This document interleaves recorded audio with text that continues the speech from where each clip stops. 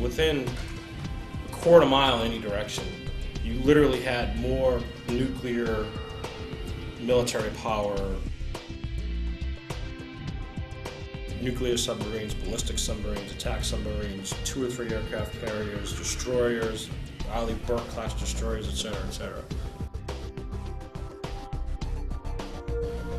So that kind of paints the picture of kind of where I was surrounded by, but it was in the military installation area, to be sure.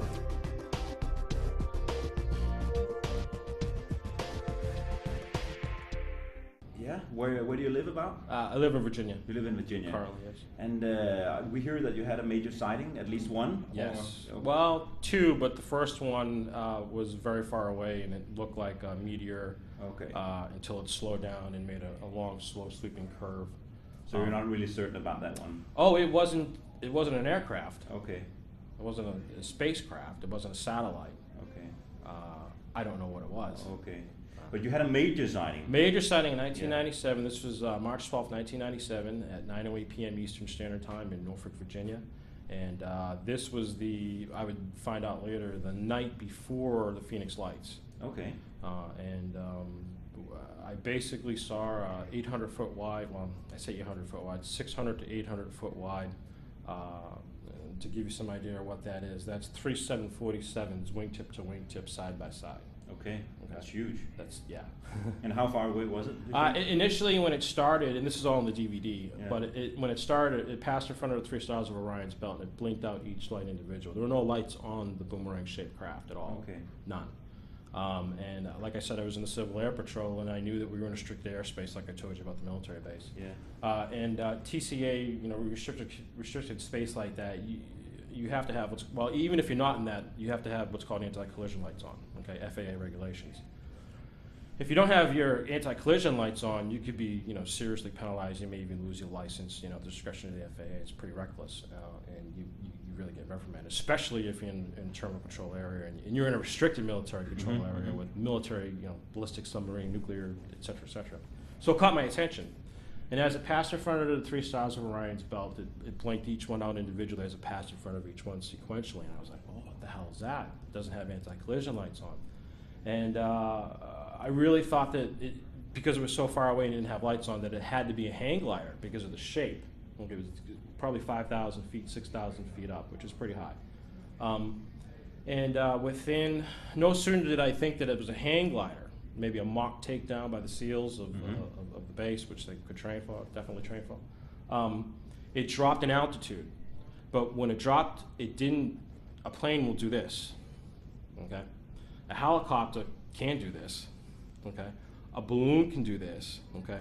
This object rotated on its own axis, okay, on its central point axis, and dropped that 5,000 or 6,000 feet or whatever it was in about 2.5 seconds, 3 seconds maybe. That's amazing. Yes. Now, if you know anything about physics, okay, you've broken the speed of the sound limit, okay? So if you travel that fast, even half that 5,000 feet in 3 seconds, okay, you would break the sound barrier many times over. Not a sound. Completely silent craft? Well, there was a hum. Okay. When it was closest to me, probably 150 feet away. Okay, that's close. It was subsonic. You could feel it. You know what I mean? You could feel it. And it was a wah, wah, and people laugh when I do that. Yeah. That's what it sounded like. If you saw the opening parts of Star Wars, I hate to use this as an analogy because then it sounded like that. Wah, wah, wah, wah, wah, wah, wah, wah, wah. I forget which one it was. The 4th one, I believe. Okay, that is really what it sounded like, and you really felt it. It was a subsonic. Had something to do with the propulsion system.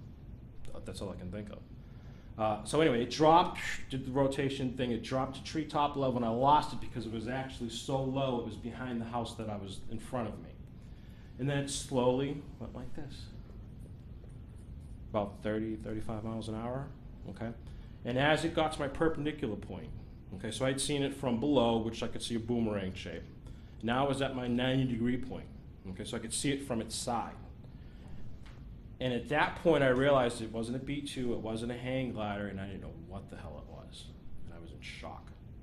I couldn't move, okay? You mentioned you tried to throw a rock at it at once. No. It's a term we use in America. So close you could throw a rock. So close you could throw a rock. Okay. So close. I don't know. I was paranoid. I did not move. I didn't move a muscle. Okay. When it was at the perpendicular point. And another interesting, and these are just little details, but they're little details that are important because they corroborate with some of the other witnesses that I found out about 6 months later in Phoenix, who also saw boomerang-shaped objects of immense size on the very next evening. That's how I got involved with the Phoenix Lights investigation, so I could corroborate the similarities between the two cases. So as it passed across the 90-degree mark, I could see that its leading edge of any airfoil has to have what's called a Bernoulli principle. You have to have laminar flow. It was completely square. That's not really aerodynamic, is it? Okay, and I told you I was accepted in Embry-Riddle Aeronautical University and flying. I wanted to be a pilot. I wanted to be a Navy pilot. It didn't work out, long story short. But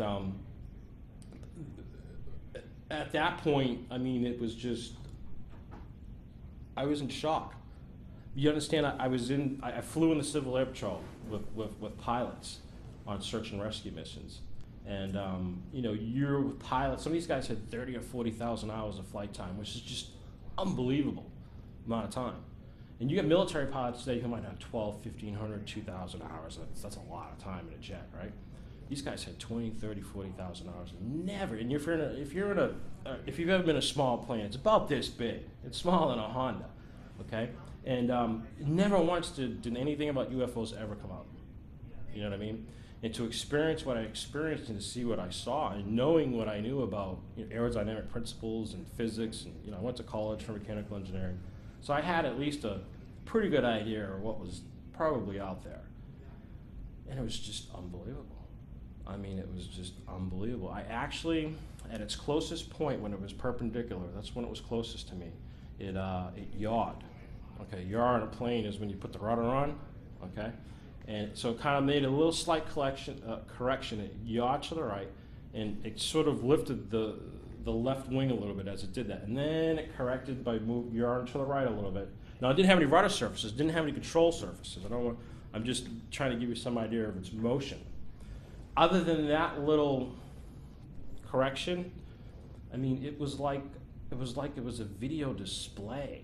Not in the sense that it wasn't real, but just in the fluidity of its movement, okay? And it was just awe-inspiring.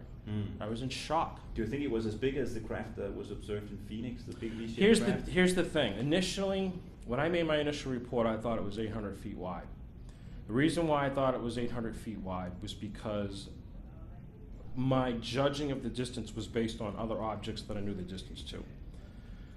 Many years later, I went back to the site, okay, and I took pictures. And what had happened is a new guy moved into that adjoining house and cut down this tree. And what I realized was that a street light that I thought was about 200 feet away was really 100 feet away, and that was the street light that illuminated the bottom and the front right leading edge of the craft. And that's how I saw the outline and the contour of it. If the light wasn't there, I don't think I would have been able to make out too much detail. So what you really look for is the big hole in the sky, really.